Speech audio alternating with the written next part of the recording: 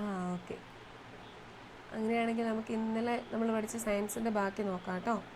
First unit എല്ലാവരും ഓർക്കുന്നുണ്ടോ?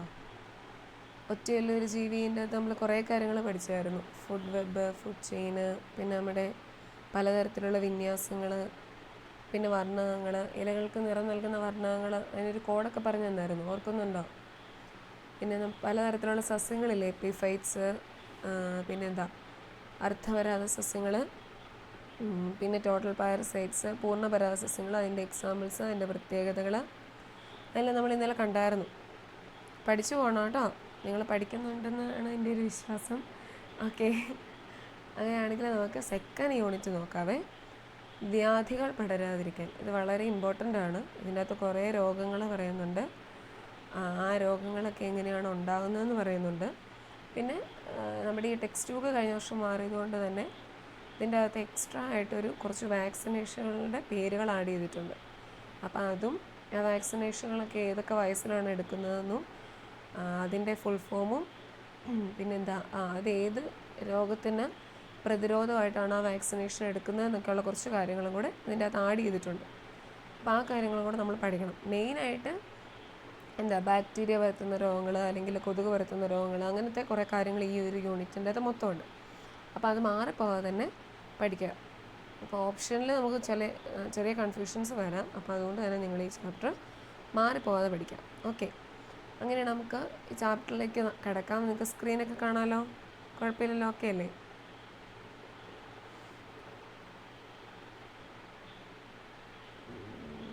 Okay അല്ലേ? കുഴപ്പമില്ലല്ലോ? സ്ക്രീൻ കാണാമല്ലോ എല്ലാവർക്കും? ഓക്കെ. അങ്ങനെയാണെങ്കിൽ ആദ്യം തന്നെ ഒരു ചെറുക്കൻ കൊച്ചിനെയും കൊണ്ട് അമ്മ ഡോക്ടറുടെ അടുത്ത് വന്നിട്ടുണ്ട്. അപ്പോൾ ഡോക്ടർ പറയുന്നുണ്ട് പകർച്ചപ്പനിയാണ്, വീട്ടിൽ വേറെ ആർക്കെങ്കിലും രോഗം ഉണ്ടായിരുന്നോ?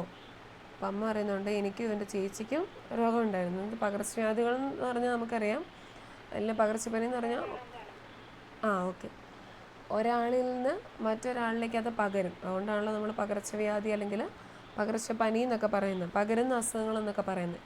പക്ഷേ ചില അസുഖങ്ങളൊന്നും പകരത്തില്ല. നമ്മുടെ ഈ മൊത്തത്തിലുള്ള അസുഖങ്ങളുടെയൊക്കെ ലിസ്റ്റ് എടുത്താൽ കുറേ അസുഖങ്ങളൊന്നും പകരത്തില്ല, എന്നാൽ കുറേ അസുഖങ്ങളെല്ലാം പകരുന്നുമുണ്ട്. അപ്പോൾ ഇവിടെ കുറേ പകരുന്ന രോഗങ്ങളും പകരാത്ത രോഗങ്ങളും എന്നൊക്കെ പറഞ്ഞിട്ടുണ്ട്. എനിക്ക് പകരുന്ന രോഗങ്ങളുടെ ലിസ്റ്റിൽ ഡെങ്കിപ്പനിയുണ്ട്, മഞ്ഞപ്പിത്തമുണ്ട്, പിന്നെ വേറെ ഏതൊക്കെയായിരിക്കും നമ്മുടെ പകരുന്ന രോഗങ്ങൾ എന്നുള്ള ഗണത്തിൽ വിടുക? ഡെങ്കിപ്പനി, മഞ്ഞപ്പിത്തം, ഞാൻ എഴുതി പോവാം. അപ്പോൾ നിങ്ങൾ പകരുന്ന രോഗങ്ങൾ എന്നുള്ള രീതിയിൽ ഹെഡിങ് കൊടുത്തിട്ട് ജസ്റ്റ് എഴുതിയാൽ മതിയേ. ഡെങ്കിപ്പനിയുണ്ട്, മഞ്ഞപ്പിത്തമുണ്ട്, പിന്നെ നമ്മുടെ ചിക്കൻ ബോക്സ് കേട്ടിട്ടുണ്ടോ? ചിക്കൻ ബോക്സ് പകരുന്നതല്ലേ? പകരുന്ന രോഗങ്ങൾ തന്നെ പറഞ്ഞിട്ട് പകരാത്ത രോഗങ്ങൾ പറയാം കേട്ടോ. ഡെങ്കിപ്പനിയുണ്ട്, മഞ്ഞപ്പിത്തമുണ്ട്, പിന്നെ നമ്മുടെ ചിക്കൻ ബോക്സ്, പിന്നെ വേറൊരു ചിക്കൻ കൂട്ടൊരു സാധനം ഉണ്ടല്ലോ, നമ്മുടെ ചിക്കൻ ഗുനിയ. അതന്നെ, ചിക്കൻ ഗുനിയുണ്ട്. പിന്നെ നമ്മുടെ ചെങ്കണ്ണ്, നമ്മുടെ ചുവന്ന നിറത്തിൽ ഇങ്ങനെ കണ്ണൊക്കെ ഭയങ്കര വലുതായിട്ട് ഇങ്ങനെ വിരിക്കുന്നത്, ചെങ്കണ്ണ് പകരുന്നതാണ്. പിന്നെ എലി കൊണ്ടുവരുന്നൊരു സാധനം ഉണ്ടല്ലോ, എലിപ്പനി, പിന്നെ കോളറ, പിന്നെ മനുഷ്യരാൽ തന്നെ വരുന്ന ഒരു രോഗമാണ്, അത് നമ്മുടെ കുഴപ്പം കൊണ്ട് തന്നെ വരുന്ന ഒരു രോഗം എന്ന് തന്നെ പറയാം. എയ്ഡ്സ് ഉണ്ട്, പിന്നെ ടൈഫോയിഡ് ഉണ്ട്,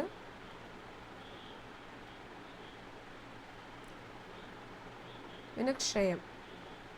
ഇതിൽ കൂടുതൽ ഇനിയും കുറേ രോഗങ്ങളുണ്ട് കേട്ടോ, പക്ഷേ ഇത്രയും മെയിൻ ഇമ്പോർട്ടൻ്റ് ആയിട്ടുള്ള ഇത്രയും രോഗങ്ങളുടെയാണ് നമുക്ക് പേരുകൾ പഠിക്കാനുള്ളത്.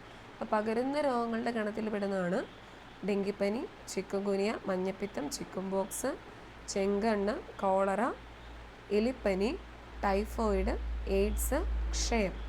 ഇതെല്ലാം എന്താണ്? പകരുന്ന രോഗങ്ങളുടെ ഇതിൻ്റെ അകത്ത് പെടുന്നതാണ് ഈ ഒരു ലിസ്റ്റുകൾ. ഇനി പകരാത്ത രോഗങ്ങൾ എടുത്താൽ നമുക്ക് നോക്കാം. ഇവിടെ പറഞ്ഞിട്ടുണ്ട് ക്യാൻസർ, പിന്നെ നമ്മുടെ പ്രമേഹം. ക്യാൻസറും പ്രമേഹവും ഒന്നും പകരാത്ത രോഗങ്ങളുടെ ഇതിനകത്ത് പെടുന്നതാണ്. പിന്നെ ഈ ഹൃദ്രോഗങ്ങൾ, അതായത് ഹാർട്ട് സംബന്ധമായിട്ടുള്ള രോഗങ്ങളെല്ലാം പകരാത്തതാണ് ഹൃദ്രോഗങ്ങൾ. പിന്നെ തിമിരം, നമ്മുടെ കണ്ണിനുണ്ടാകുന്നതല്ല, ഈ പ്രായമായവരുടെയൊക്കെ കണ്ണുകൾക്ക് കൂടുതലായിട്ടുണ്ടാകുന്നതാണ് തിമിരം. പിന്നെ അൾഷിമേഴ്സ്, നമ്മുടെ ഓർമ്മക്കുറവ് നമ്മൾ പറയുമല്ലോ, അൾഷിമേഴ്സ്, പിന്നെ അപസ്മാരം.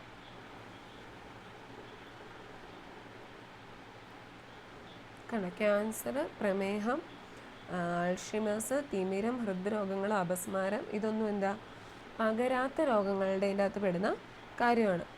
പനി നമ്മൾ പറയും എന്താ ഒരാൾക്ക് വന്നാൽ പിന്നെ വീട്ടിലുള്ള എല്ലാവർക്കും വന്നിട്ടല്ലാതെ പിന്നെ പോകത്തില്ല എന്ന് നമ്മൾ പറയും. പക്ഷേ സത്യം പറഞ്ഞാൽ പനി എന്ന് പറയുന്ന ഒരു രോഗമായിട്ട് കണക്കാക്കാറുണ്ടോ? ഇല്ല. പൊതുവേ നമ്മൾ പറയും എന്താ അസുഖം പിള്ളേരോട് ചോദിച്ചാൽ പിള്ളേർ പറയും പനിയാണ് അതുകൊണ്ട് സ്കൂളിൽ വരാത്തതെന്നൊക്കെ പറയും. പക്ഷേ ശരിക്കും പനി ഒരു അസുഖമായിട്ട് കണക്കാക്കാറില്ല. പനി എന്ന് പറയുന്നത് എന്താ ഒട്ടനവധി രോഗങ്ങൾക്ക് രോഗങ്ങളുടെ ഒരു ലക്ഷണം എന്ന രീതിയിലാണ് പനിയെ പറയുന്നത്. അതായത് നമ്മുടെ ബോഡി ടെമ്പറേച്ചർ ഒരു 36.8 ഡിഗ്രി സെൽഷ്യസിൽ കൂടുതൽ താപനില ആവുമ്പോഴാണ് എന്ത് സംഭവിക്കുന്നത്? പനിയായിട്ട് മാറുന്നത്. നമ്മുടെ ബോഡി ടെമ്പറേച്ചർ സാധാരണഗതിയിൽ നിന്ന് ഒരു ഇച്ചിരി ഉയരുമ്പോഴാണ് പനിയായിട്ട് അത് മാറുന്നത്. അപ്പോൾ അത് വേറെ എന്തെങ്കിലും ഒരു അസുഖം വരാനുള്ളൊരു തുടക്കം എന്ന രീതിയിൽ വരുന്നതാണ്. അല്ലാതെ പനിയെ നമ്മൾ പൊതുവെ രോഗം എന്ന രീതിയിൽ പറയാറില്ല. അപ്പോൾ 36.8 ഡിഗ്രി സെൽഷ്യസിൽ കൂടുതൽ നമ്മുടെ ശരീര താപനില വരുമ്പോഴാണ് നമുക്ക് കുറച്ച് ചെറിയ ക്ഷീണവും പനിക്കോളൊക്കെ ആയിട്ട് ഇങ്ങനെ ഇരിക്കാറ്. അപ്പോൾ ആ സമയത്ത് നമ്മൾ നന്നായിട്ട് റെസ്റ്റ് എടുക്കുക, പിന്നെ നന്നായിട്ട് വെള്ളം കുടിക്കുക, പിന്നെ നന്നായിട്ട് ദഹിക്കുന്ന രീതിയിലുള്ള ഫുഡ് ഐറ്റംസ് ഒക്കെ കഴിക്കുക. അതൊക്കെ ചെയ്യുമ്പോഴത്തേനും അത് ഏകദേശം കുറഞ്ഞോളും, വലിയ ഇതിലേക്ക് പോകാതെ തന്നെ. അപ്പം പനി ഒരു പകരുന്ന വലിയ രോഗം എന്ന് നമുക്ക് പറയത്തില്ല. പക്ഷെ പനി വന്നാൽ നമ്മൾ പൊതുവേ പറയും അച്ഛനും അമ്മയ്ക്കും വന്നാൽ പിന്നെ അത് പിള്ളേർക്കൂടെ വരും. അപ്പം അവരുടേത് പരമാവധി കുറയ്ക്കാൻ നോക്കുക നമ്മൾ ചെയ്യാറ്.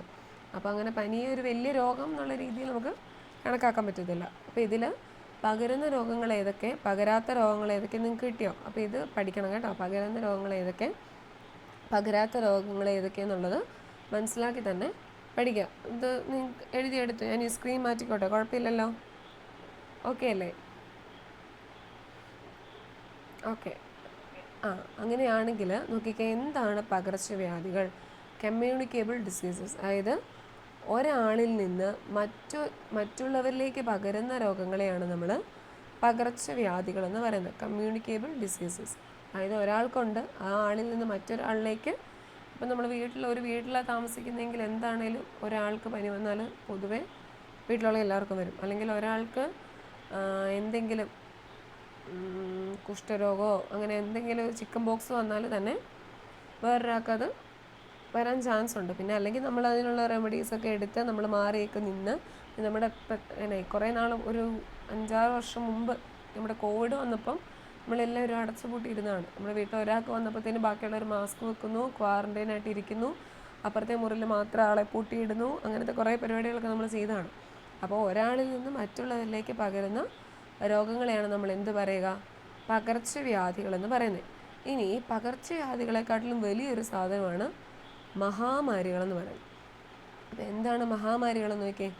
പകർച്ചവ്യാധികൾ മറ്റു രാജ്യങ്ങളിലേക്കോ ഭൂഖണ്ഡങ്ങളിലേക്കോ വ്യാപിക്കുകയും നിരവധി ആളുകളെ ബാധിക്കുകയും ചെയ്താൽ അതിനെ മഹാമാരി, പാൻഡമിക് എന്ന് പറയുന്നു. അതായത് മഹാമാരി എന്ന് പറഞ്ഞാൽ നമ്മുടെ ജസ്റ്റ് ഇപ്പം ഞങ്ങളുടെ ഇവിടെയാണ് ചങ്ങനാശ്ശേരി മാത്രം ഒതുങ്ങി നിൽക്കുന്നതല്ല. ഇവിടെ നിന്ന് പടർന്ന് നമ്മുടെ കോട്ടയം ജില്ല, പിന്നെ കേരളം മൊത്തം, പിന്നെ ഇന്ത്യ മൊത്തമായി, ഇന്ത്യയിൽ നിന്ന് അടുത്ത രാജ്യങ്ങളിലേക്ക് പോയി, അങ്ങനെയൊക്കെ അത് പടർന്നു വന്ന ആളുകളെ നല്ല രീതിയിൽ ബാധിക്കുകയൊക്കെ ചെയ്യുന്ന അതിനാണ് നമ്മൾ പാൻഡമിക് അഥവാ മഹാമാരി എന്ന് പറയുന്നത്. നമ്മൾ അതിജീവിച്ച ചില മഹാമാരികളാണ് ഏത്? വസൂരി, ക്ഷയം, പ്ലേഗ്, പിന്നെ മോസ്റ്റ് ഇമ്പോർട്ടൻ്റ് ആയിട്ട് നിൽക്കുന്ന COVID-19. ഇപ്പോഴും കോവിഡ് അവിടെ ഇവിടെയൊക്കെ ഉണ്ടെന്നാണ് പറയുന്നത്.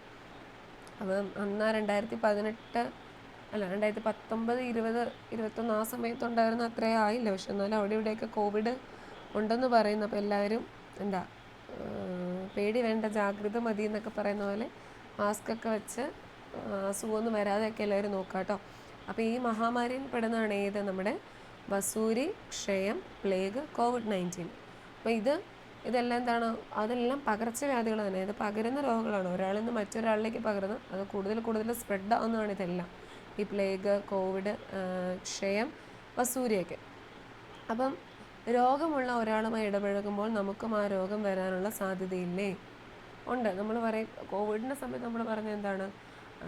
മാസ്ക് വെക്കണം അല്ലേ? പിന്നെ പുറത്തും എല്ലാം പോയി കഴിഞ്ഞ് വന്നാൽ അല്ലെങ്കിൽ എപ്പോഴും നമ്മൾ സാനിറ്റൈസർ കയ്യിൽ വേണം, നന്നായിട്ട് ഹാൻഡ് വാഷ് ചെയ്യണം അല്ലേ? അത് വേറെ ഒരു രോഗീനെ പോയി ഹോസ്പിറ്റലിൽ പോയി കണ്ടാൽ പോലും നമ്മൾ അയാളെ തൊടാൻ പാടില്ല, അങ്ങനെയൊക്കെ തുപ്പൽ അല്ലെങ്കിൽ ആളിനെ തൊട്ടു, ആൾ കഴിച്ച ഫുഡിൻ്റെ എന്തെങ്കിലും അതിൽ നിന്നെല്ലാം രോഗങ്ങൾ പടരാനുള്ള ചാൻസ് ഉണ്ട്.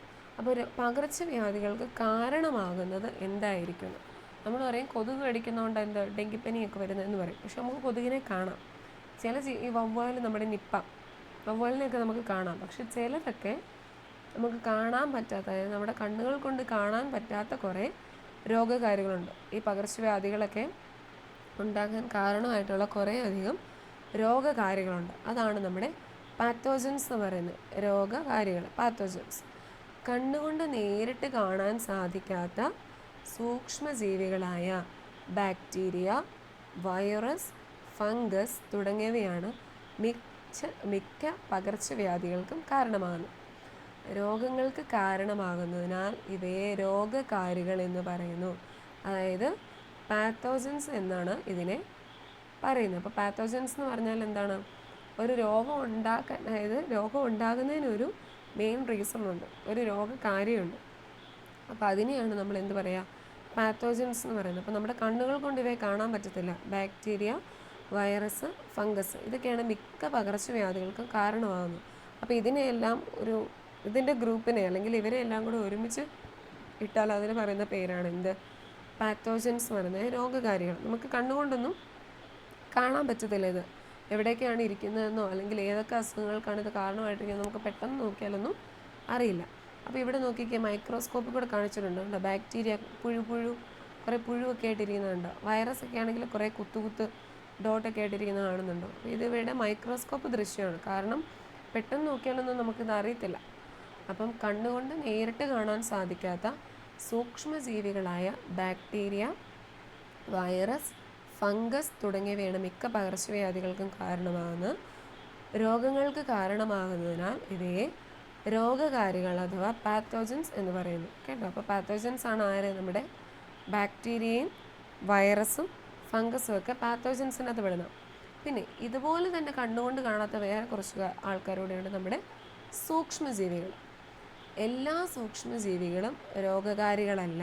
അതായത് എല്ലാ സൂക്ഷ്മജീവികളും രോഗകാരികളല്ലെന്നാണ് പറയുന്നത്. നമ്മുടെ ശരീരത്തിൽ തൊലിപ്പുറത്തുമെല്ലാം ഉപകാരികളായ ഒട്ടനേകം ബാക്ടീരിയകളുണ്ട്. അതായത് രോഗങ്ങൾ ഉണ്ടാക്കുന്ന ബാക്ടീരിയ മാത്രമല്ലാതെ നമ്മുടെ ശരീരത്തിന് ഉപകാരികളായിട്ടുള്ള, അല്ലെങ്കിൽ നമ്മളുണ്ടാക്കുന്ന ഫുഡ്, അല്ലെങ്കിൽ വേസ്റ്റ്, ബയോഗ്യാസ്, ഇതിനൊക്കെ ഉപകാരികളായിട്ട് കുറേ അധികം സൂക്ഷ്മജീവികളുണ്ട്, ബാക്ടീരിയാസ് ഒക്കെ ഉണ്ട്. അപ്പം നമ്മുടെ ബോഡിയിൽ നല്ലതായിട്ടുള്ളതും ഉണ്ട്, എന്നാൽ നമുക്ക് അസുഖം വരുത്തുന്നതായിട്ടുള്ള ബാക്ടീരിയകളും ഉണ്ട്. നമ്മുടെ ആഹാരത്തിൻ്റെ ദഹനത്തിനും ആഗീരണത്തിനുമെല്ലാം അവ സഹായിക്കുന്നുണ്ട്. സൂക്ഷ്മജീവികൾ നമുക്ക് ഉപകാരികളാകുന്ന നിരവധി സന്ദർഭങ്ങളുണ്ട്. ദോശമാവ് പുളിപ്പിക്കുന്നത് ചിലയിനം ബാക്ടീരിയകളാണ്.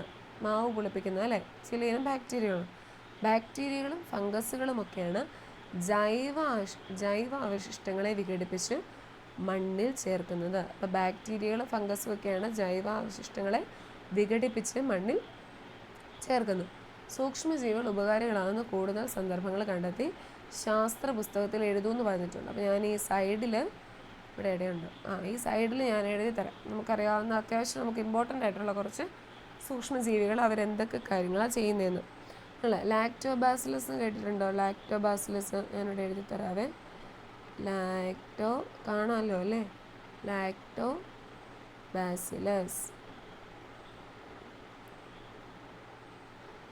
ഈ സൂക്ഷ്മജീവി ഇവനെന്താ ചെയ്യുന്നത്? ലാക്ടോബാസിലസ് നമ്മുടെ പാലില്ലേ, പാലിനെ എന്താക്കും ലാക്ടോബാസിലസ്?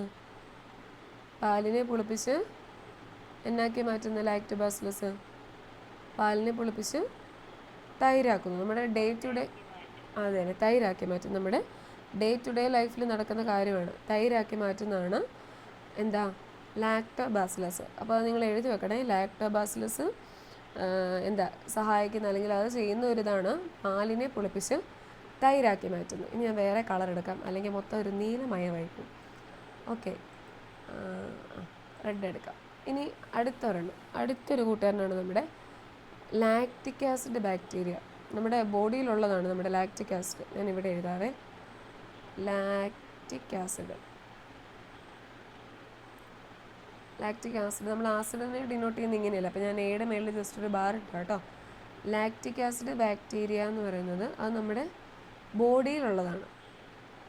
അവനെന്താ ചെയ്യുന്നതെന്ന് വെച്ചാൽ നമ്മുടെ വയറിൽ സ്റ്റൊമക്ക്, നമ്മുടെ വയറിൽ വിറ്റാമിൻ ബി 12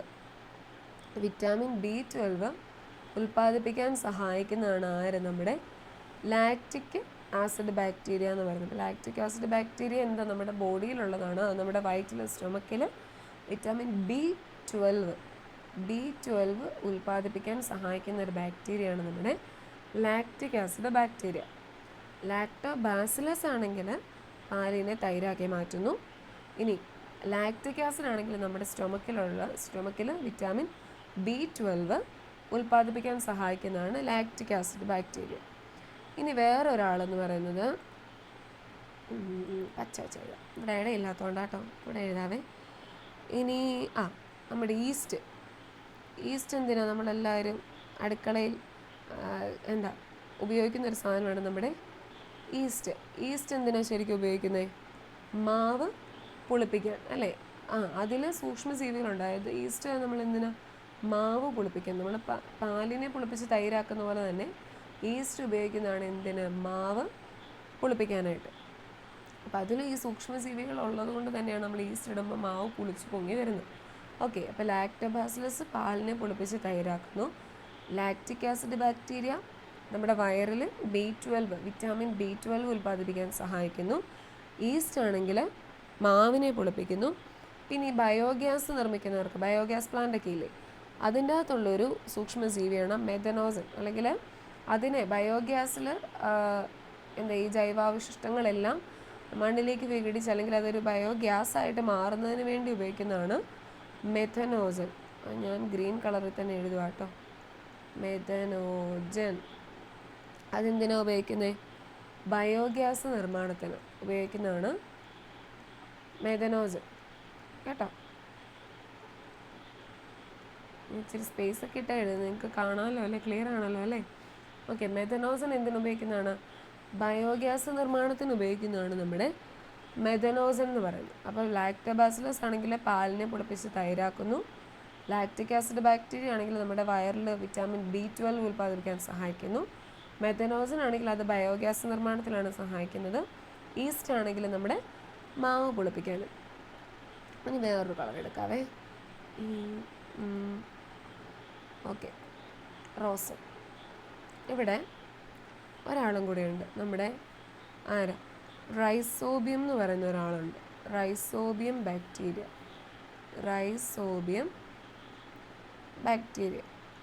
ഈ റൈസോബിയം എന്നുള്ള വാക്ക് കേൾക്കുമ്പോഴേ നിങ്ങൾ കേട്ടിട്ടുണ്ട്. നമ്മുടെ ചെടികളുമൊക്കെ ആയിട്ട് ബന്ധപ്പെട്ട ഒരാളാണ് റൈസോബിയം ബാക്ടീരിയ.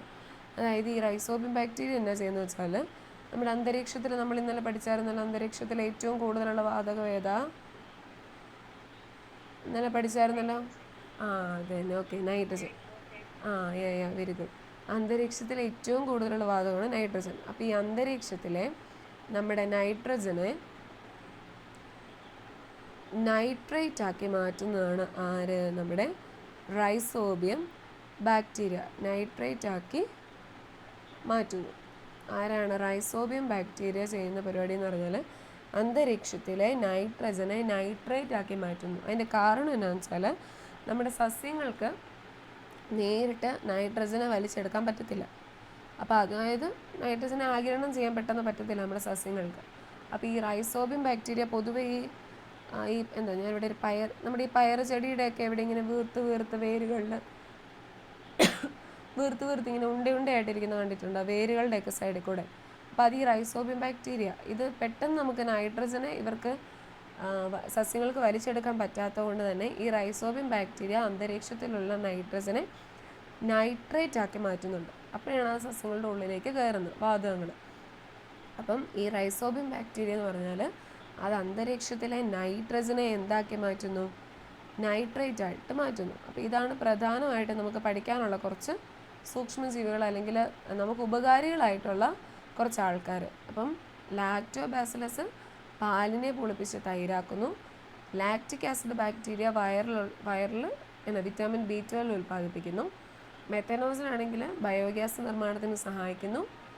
ഈസ്റ്റ് ആണെങ്കിൽ മാവ് പുളിപ്പിക്കാൻ സഹായിക്കുന്നു.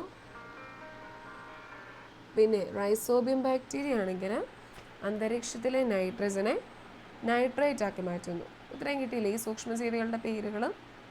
പിന്നെ അവരെന്ത് ഉപകാരങ്ങളാണ് നമുക്ക് ചെയ്തു തരുന്നത് എന്നുള്ള കാര്യങ്ങൾ കിട്ടിയില്ല. ഓക്കെ അല്ലേ? ഓക്കെ.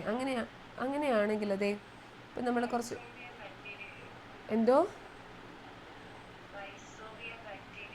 റൈസോബിയം ബാക്ടീരിയ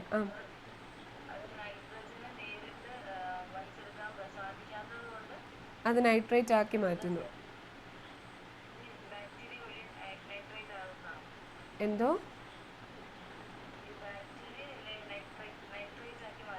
അതെ അതായത് ഇപ്പം നമ്മൾ പഞ്ചസാര കട്ട നമ്മൾ വലിയ കട്ട നമ്മൾ പൊടിച്ച് ആക്കത്തില്ലേ, അതുപോലെ റൈസോബിയം ബാക്ടീരിയ നൈട്രജൻ ആയിട്ടിരിക്കുന്നതിനെ നൈട്രേറ്റ് ആയിട്ട് മാറ്റുന്നു. ഓക്കെ ഓക്കെ അല്ലേ? അതങ്ങനെയാണ് നമുക്ക് ഓക്കെ. നിങ്ങളിവിടെ മഴയൊക്കെ ഉണ്ടോ? ഇവിടെ എല്ലാം നല്ല മഴ. എല്ലായിടത്തും മഴയൊക്കെ ഉണ്ടോ? ഓക്കെ. ഇവിടെ ഇപ്പോൾ വൈകുന്നേരമായപ്പം നല്ല മഴ പെയ്യാൻ തുടങ്ങിയിട്ടുണ്ട്. ഓക്കെ. അങ്ങനെയാണെങ്കിൽ അതേ ഫംഗസുകളുടെ ലോകം. നമുക്ക് പരിചിതമായ റൊട്ടിപ്പൂപ്പൽ, വസ്ത്രങ്ങളെ ബാധിക്കുന്ന കരിമ്പൻ എന്നിവയെല്ലാം ഫംഗസുകളാണ്. നമുക്ക് ഫംഗസ് നിൽക്കുമ്പോഴേ നമ്മൾ ഏറ്റവും ആദ്യം കാണുന്നൊരു കാര്യമാണ് ഏത്? നമ്മുടെ റൊട്ടിപ്പൂപ്പൽ. നമുക്കറിയാം കുറച്ച് ദിവസം കഴിയുമ്പോൾ നമ്മുടെ റൊട്ടിയൊക്കെ മേടിച്ചിട്ട് കുറച്ച് ദിവസം പുറത്തൊക്കെ വെച്ച് കഴിഞ്ഞ് പിന്നെ നോക്കുമ്പോൾ വെള്ള കളറിൽ റൊട്ടിയെ മൊത്തം ഇങ്ങനെ ഇരിക്കുന്നതാണ് റൊട്ടിപ്പൂപ്പൽ. പിന്നെ വസ്ത്രങ്ങളെ ബാധിക്കുന്ന കരിമ്പൻ എന്നിവയെല്ലാം എന്ത് ഗണത്തിൽപ്പെടുന്നതാണ്? ഫംഗസുകൾ എന്ന ഗണത്തിൽപ്പെടുന്നതാണ്. മനുഷ്യന് രോഗമുണ്ടാക്കുന്ന സൂക്ഷ്മജീവികളായ ചില ഫംഗസുകളാണ് കാൻഡിഡ, ക്രിപ്റ്റോകോക്കസ്, ഹിസ്റ്റോപ്ലാസ്മ തുടങ്ങിയവ. നാം ഭക്ഷണമാക്കുന്ന കൂൺ മുതൽ കണ്ണുകൾ കൊണ്ട് കാണാൻ സാധിക്കാത്തവ വരെ ഉൾപ്പെടുന്നതാണ് ഫംഗസുകളുടെ രോഗം. അപ്പോൾ ഫംഗസുകൾ എന്ന് പറഞ്ഞാൽ റൊട്ടിപ്പൂപ്പലുണ്ട്, പിന്നെ വസ്ത്രങ്ങളെ ബാധിക്കുന്ന കരിമ്പനുണ്ട്, പിന്നെ നമ്മുടെ ബോഡിയിൽ തന്നെ ഉണ്ടാകുന്ന കുറേ അധികം ഫംഗസുകളുണ്ട്. ഈ പുഴുക്കടി അങ്ങനത്തെ കാര്യങ്ങളൊക്കെ ഉണ്ടാകുന്ന ഫംഗസ് രോഗമാണ് ഇതെല്ലാം. അപ്പം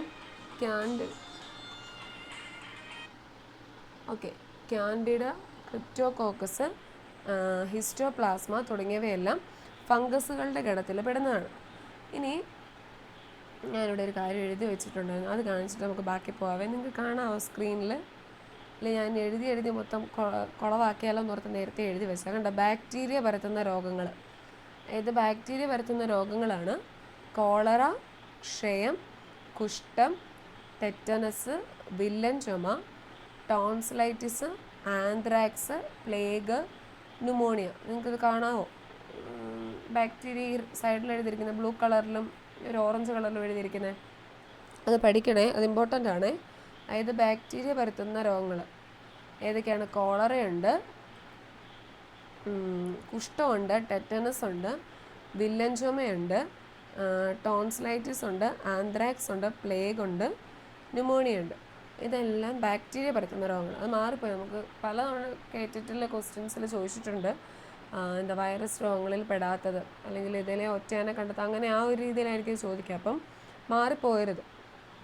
ഇപ്പോൾ ബാക്ടീരിയ പരത്തുന്ന രോഗങ്ങളുടെ അകത്ത് പെടുന്നതാണ് കോളറ, ക്ഷയം, കുഷ്ഠം, ടെറ്റനസ്, വില്ലൻ ചുമ, ടോൺസിലൈറ്റിസ്, ആന്ത്രാക്സ്, പ്ലേഗ്, ന്യൂമോണിയ. ഇതെല്ലാം ബാക്ടീരിയ പരത്തുന്ന രോഗങ്ങളാണ്. ഇനി വൈറസ് രോഗങ്ങളാണ് നമുക്കറിയാവുന്നത്. നമ്മുടെ COVID-19, മുണ്ടിനീര്, ചിക്കൻ ബോക്സ്, ഡെങ്കിപ്പനി, ചിക്കൻ ഗുനിയ, ഹെപ്പറ്റൈറ്റിസ് എന്ന് പറഞ്ഞാൽ മഞ്ഞപ്പിത്തം കേട്ടോ, ഹെപ്പറ്റൈറ്റിസ്, പക്ഷിപ്പനി, എയ്ഡ്സ്, പേവിഷബാധ, മീസിൽസ്. ഇതെല്ലാം എന്ത് വഴി ഉണ്ടാകും? നമ്മുടെ വൈറസ് രോഗങ്ങളാണ് ഇതെല്ലാം. വൈറസ് രോഗങ്ങൾ ഏതൊക്കെയാണ്? COVID-19, മുണ്ടിനീര്, ചിക്കൻ ബോക്സ്, ഡെങ്കിപ്പനി, ചിക്കൻ ഗുനിയ, ഹെപ്പറ്റൈറ്റിസ് അതായത് നമ്മുടെ മഞ്ഞപ്പിത്തം, പിന്നെ പക്ഷിപ്പനി, എയ്ഡ്സ്, പേവിഷബാധ, മീസിൽസ്. ഇതെല്ലാം എന്തിൽ പെടുന്നതാണ്? വൈറസ് രോഗങ്ങളുടെ അത് പെടുന്നതാണ്.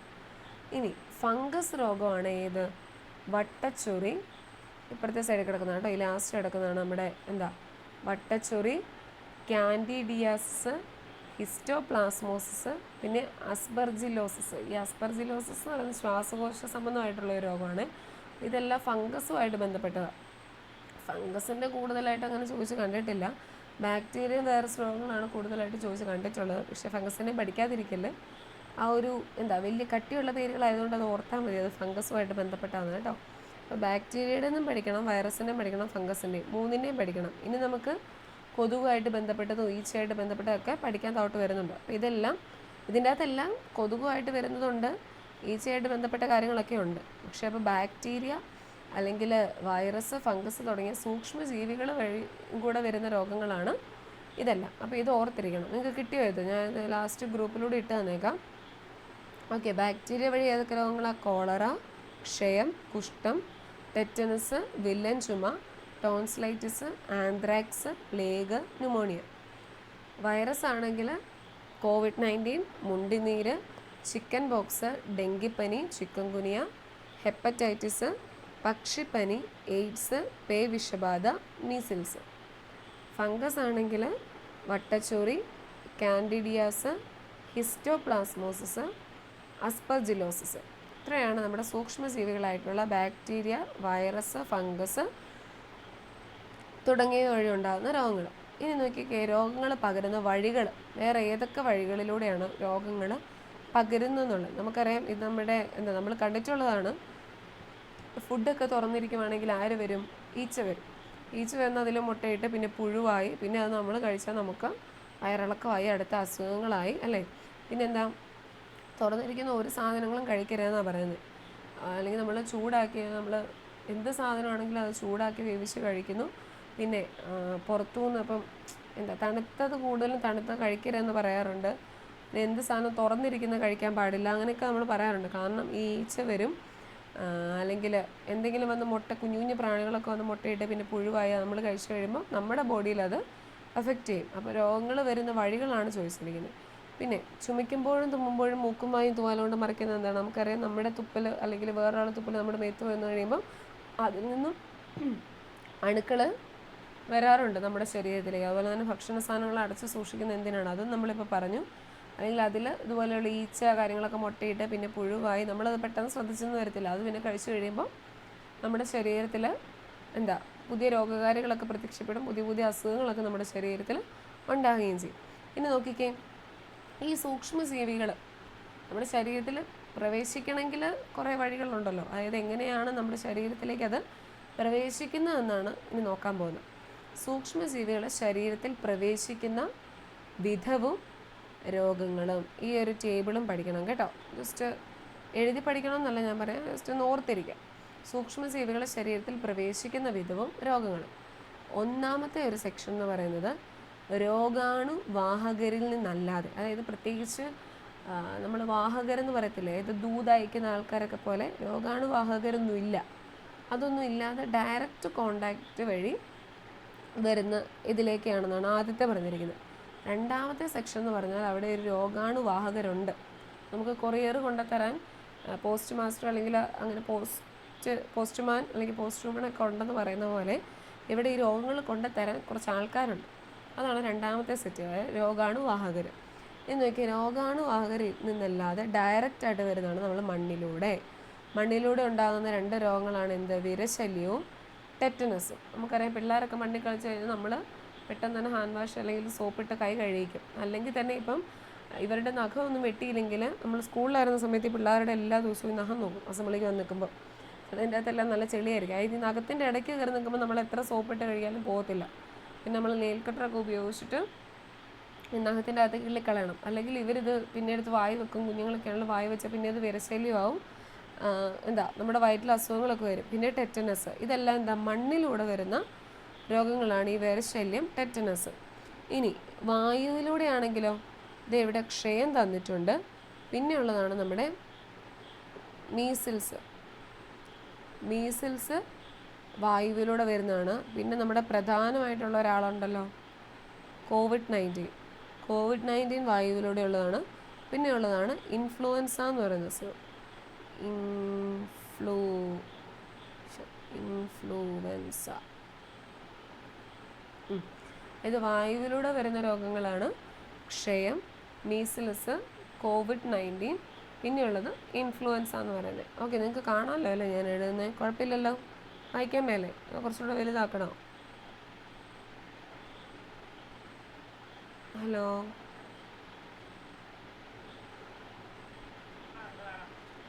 ഓക്കെ. അപ്പോൾ വായുവിലൂടെ ഉള്ളതാണ് ക്ഷയം, മീസ്ലസ്, COVID-19, ഇൻഫ്ലുവൻസ. ഇനി ജലവും ഭക്ഷണവും വഴിയാണെങ്കിൽ ഇവിടെ കിടപ്പുണ്ട് ടൈഫോയിഡ് ഉണ്ട്, അതുപോലെ തന്നെ നമ്മുടെ കോളറ. ടൈഫോയിഡ്, കോളറ, പിന്നെ വയറിളക്കം,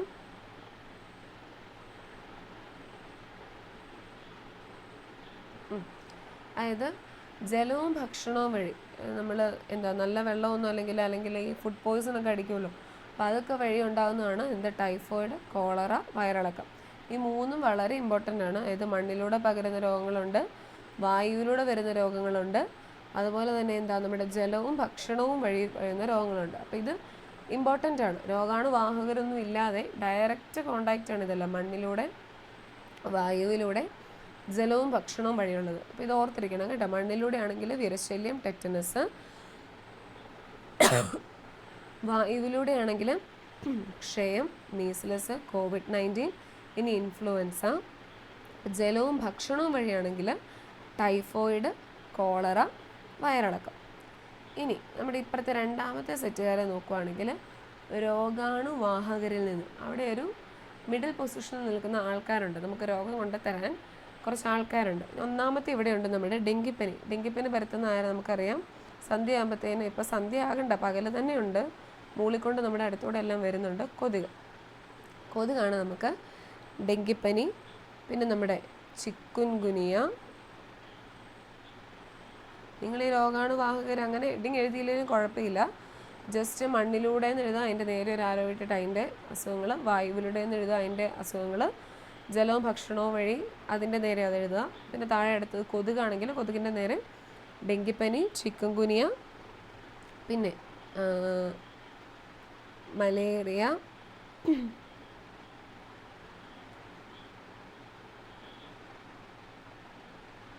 പിന്നെ നമ്മുടെ മഞ്ഞപ്പിത്തം, പിന്നെ മന്ത്.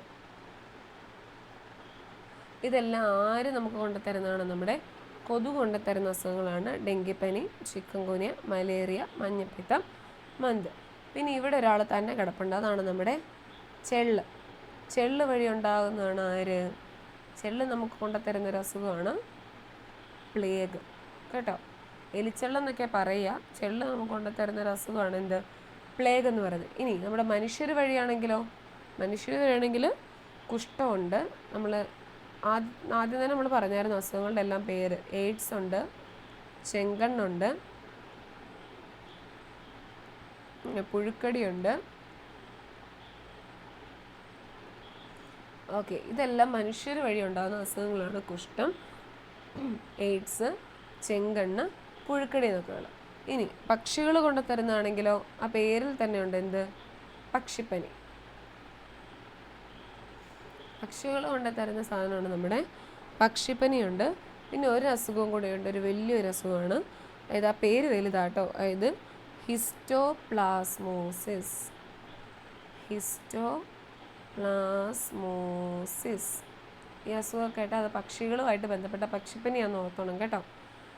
ഓക്കെ, അപ്പോൾ രോഗാണുവാഹകരിൽ നിന്ന്, അതായത് കൊതുകിൽ നിന്ന്, ചെള്ള്, പിന്നെ മനുഷ്യർ വഴി, പിന്നെ പക്ഷികൾ വഴിയുള്ള രോഗങ്ങളാണ് ഇതെല്ലാം. കൊതുക് വഴിയാണെങ്കിൽ ഡെങ്കിപ്പനി, ചിക്കൻഗുനിയ, മലേറിയ, മന്ത്, മഞ്ഞപ്പിത്തമൊക്കെ. ചെള്ളാണെങ്കിൽ പ്ലേഗ്. മനുഷ്യർ വഴിയാണെങ്കിൽ കുഷ്ഠം, എയ്ഡ്സ്, ചെങ്കണ്ണ്, പുഴുക്കടിയൊക്കെ. പക്ഷികളാണെങ്കിൽ പക്ഷിപ്പനി, ഹിസ്റ്റോപ്ലാസ്മോസിസ്.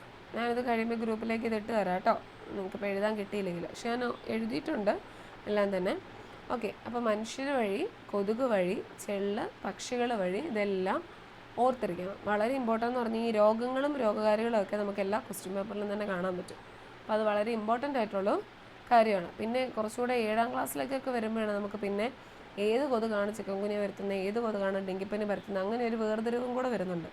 അപ്പോൾ അത് നമുക്ക് ആ ഒരു സമയത്ത് അത് പഠിക്കാം കേട്ടോ. ഇതുമായിട്ട് കണക്ട് ചെയ്ത് നമുക്കറിയാം ചാക്രികാരോഹണ രീതിയിലാണ് നമ്മുടെ സബ്ജക്ട്സ് എല്ലാം പോയിരിക്കുന്നത് തന്നെ. അപ്പം 5നെ കണക്ട് ചെയ്ത് 6ലുണ്ട്, 6ൽ കണക്ട് ചെയ്ത് 7ലും ഉണ്ട്. ഇതിൻ്റെ തുടർച്ചയായിട്ട് നമുക്ക് അടുത്ത ക്ലാസ്സുകളിൽ വരുന്നുണ്ട്. അപ്പോൾ ആ സമയത്ത് നമുക്കത് പഠിക്കാം കേട്ടോ. ഓക്കെ, അപ്പോൾ ഈ രോഗാണുവാഹകരിൽ നിന്നല്ലാതെ എന്നുള്ളതും രോഗാണുവാഹകരിൽ നിന്നുള്ളതെന്നുള്ളതും പഠിക്കണം. രണ്ടും വേർതിരിച്ച് തന്നെ പഠിക്കണം കേട്ടോ. ഇനി നമ്മുടെ രോഗാണുവാഹകർ ബാക്കിയുണ്ട്, കുറച്ച് പേരുണ്ട്. നോക്കി, രോഗകാരികളായ സൂക്ഷ്മജീവികളെ നമ്മുടെ ശരീരത്തിലേക്ക് എത്തിക്കുന്ന ജീവികളാണ് ആര്? ഈ രോഗാണുവാഹകരെന്ന് പറയുന്നത്. ഈച്ച, എലിച്ചെള്ള്, കൊതുക്, വവ്വാല് തുടങ്ങി ധാരാളം ജീവികൾ എന്തിൽ പെടും? രോഗാണുവാഹകരിൽ പെടും. ഇനി ഇവിടെ ഞാൻ ഈച്ച പരത്തുന്ന അസുഖം, അത് നമ്മൾ മേളിൽ എഴുതിയിട്ടില്ല. ഈച്ച പരത്തുന്ന അസുഖങ്ങളാണ് ഏത്? Typhoid, dysentery, cholera. ഈച്ച പരത്തുന്ന അസുഖങ്ങളാണ് ടൈഫോയിഡ്, ഡിസെൻട്രി, കോളറ. നമ്മൾ കോളറയും ടൈഫോയിഡും മുമ്പേ പറഞ്ഞായിരുന്നു. എവിടെയാ? വെള്ളം, ഭക്ഷണം അതെല്ലാം ചീത്തയാകുമ്പോൾ അതിൽ നിന്ന് വരുന്ന രോഗങ്ങൾ നമ്മൾ പറഞ്ഞായിരുന്നു, ടൈഫോയിഡും കോളറയൊക്കെ.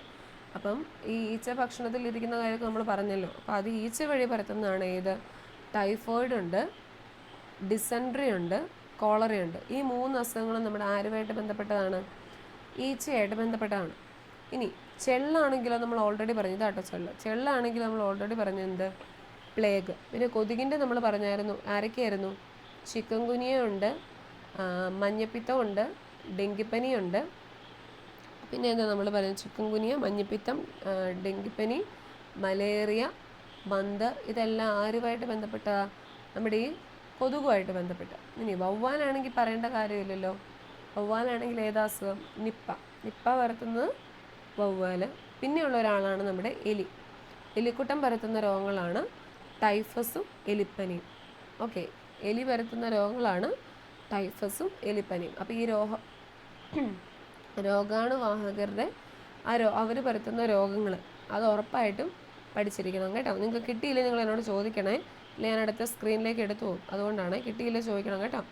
അപ്പോൾ ഈച്ച പരത്തുന്ന രോഗങ്ങളാണ് ടൈഫോയിഡ്, ഡിസെൻട്രി, കോളറ. ചെള്ളാണെങ്കിൽ പ്ലേഗ്, കൊതുകാണെങ്കിൽ നമ്മൾ പറഞ്ഞു ചിക്കൻ ഗുനിയ, ഡെങ്കിപ്പനി, മലേറിയ, മന്ത്, മഞ്ഞപ്പിത്തമൊക്കെ.